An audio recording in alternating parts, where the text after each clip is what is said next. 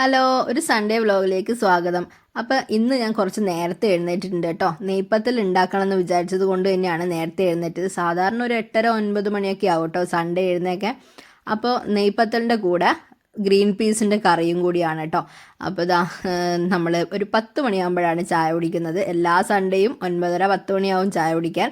ആ ദിവസം മാത്രമല്ല നമുക്ക് കുറച്ച് നേരം കിടന്നുറങ്ങാൻ കിട്ടും. അപ്പോൾ അതുകൊണ്ട് ലേറ്റായിട്ട് എഴുന്നേക്കുള്ളൂ, അവധി ദിവസങ്ങളിലും സൺഡേസും.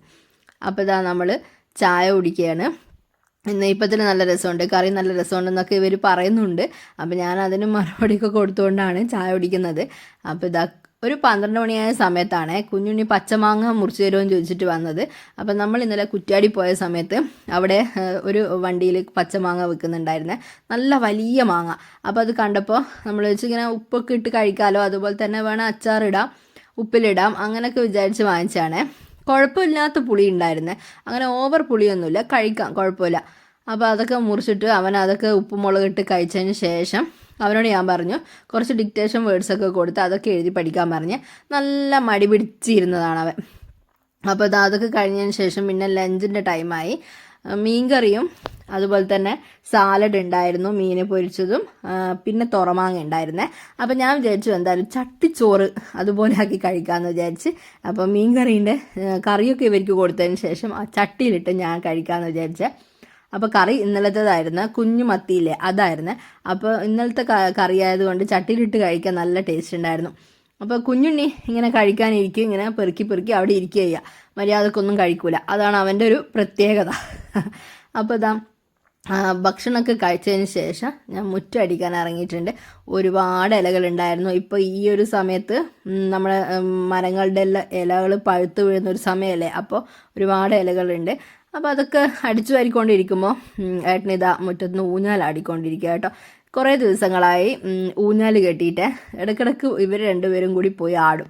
എനിക്ക് ഇതിൻ്റെ മുകളിൽ ഇരിക്കാൻ പേടിയാണ്, ഞാൻ പൊട്ടി വീണ് പോകുമെന്നുള്ളൊരു പേടി കൊണ്ട് അധികം ഇരിക്കലില്ല.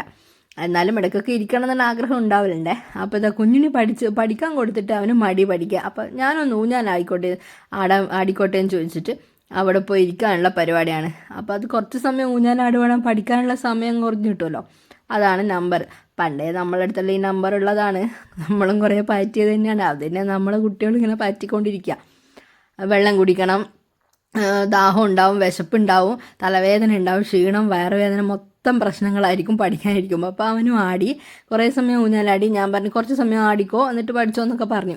അപ്പോൾ അത് കഴിഞ്ഞതിന് ശേഷം കറ്റാർ വാഴക്ക് വെള്ളമൊക്കെ ഒഴിച്ചിട്ട് കുറേ ദിവസമായി. അതിൻ്റെ മണ്ണൊക്കെ നല്ല ഡ്രൈ ആയി കിടക്കുകയാണ്. എന്താണെന്നറിയില്ല, മടി പിടിച്ചത് കൊണ്ടാണെന്ന് തോന്നുന്നു. അത് വെള്ളം ഒഴിക്കാനുള്ളൊരു ഇൻട്രസ്റ്റേ ഉണ്ടായിരുന്നില്ല. സാധാരണ നന്നായിട്ട് കെയർ ചെയ്യുന്നുണ്ടായിരുന്നു കറ്റാർ വാഴ. അതിന് മാത്രം അവർ നന്നായിട്ട് ഉണ്ടാവുകയും ചെയ്യുന്നു. നമ്മൾ കെയർ ചെയ്യുന്നതിനനുസരിച്ച് നമുക്ക് ചെടികളിൽ പൂക്കൾ ഉണ്ടാകുന്നതും പഴങ്ങൾ ഉണ്ടാകുന്നതൊക്കെ അങ്ങനെയല്ലേ. അപ്പോൾ അതൊക്കെ കഴിഞ്ഞതിന് ശേഷം ഞാനും പറഞ്ഞു ഞാൻ ഊഞ്ഞാലാടിക്കോട്ടെ എന്നിട്ട് ഞാൻ കയറിയിരുന്നു. ഞാൻ പറഞ്ഞു ഞാൻ പൊട്ടി വീഴുന്നുണ്ടെങ്കിൽ കൊമ്പ് മൊത്തം പൊട്ടി വീഴാനാ സാധ്യത, അല്ലാണ്ട് കയറ് പൊട്ടി വീഴില്ല എന്ന് പറഞ്ഞ്. അങ്ങനെ അവർ എന്നെ കളിയാക്കുന്നൊക്കെ ഉണ്ട്, ചിരിച്ച്. അങ്ങനെ കുറച്ച് സമയം ഊഞ്ഞാലാടിയതിന് ശേഷം അകത്തോട്ട് വന്നപ്പോൾ ഒരു ലോഡ് പാത്രങ്ങൾ കഴുകാനുണ്ട്. ഇതൊക്കെ ഇവിടെ വെച്ചിട്ടാണ് ഞാൻ ഊഞ്ഞാലാടാൻ പോയത്, അത് വേറെ കാര്യം. അപ്പോൾ ഞാൻ മുറ്റടിക്കാമെന്ന് വിചാരിച്ചിട്ട് പോയത് തന്നെയാണ്. മുറ്റടിച്ചതിന് ശേഷം പിന്നെ ഊഞ്ഞാൽ മാടി. അപ്പോൾ ആ പണികളെല്ലാം അവിടുത്തെ പരിപാടിയെല്ലാം കഴിഞ്ഞ് പിന്നെ അകത്തോട്ട് വന്നപ്പോൾ അകത്തൊരു ലോഡ് കണക്കിന് പാത്രങ്ങൾ കഴുകുക. അപ്പോൾ അതൊക്കെ കഴുകി വെച്ചതിന് ശേഷം പിന്നെ അകമൊക്കെ ഒന്ന് അടിച്ചു വരണം. അത് അടിച്ചു വരാനൊന്ന് വിചാരിച്ചിട്ട് വരുമ്പോഴേക്കാന്ന് ഏട്ടൻ മറ്റേ എന്താണെന്ന് പേര് മറന്നുപോയി, നമ്മുടെ പാഷൻ ഫ്രൂട്ട്, അത് തന്നെ പാഷൻ ഫ്രൂട്ടില്ലേ അതിൻ്റെ ഒരു സ്ക്വാഷ് പോലത്തെ സംഭവം ഉണ്ടായിരുന്നേ, അത് കലക്കി കൊണ്ട് തന്നെ. അപ്പോൾ അത് നമ്മൾ കുടിക്കുകയാണ് കേട്ടോ.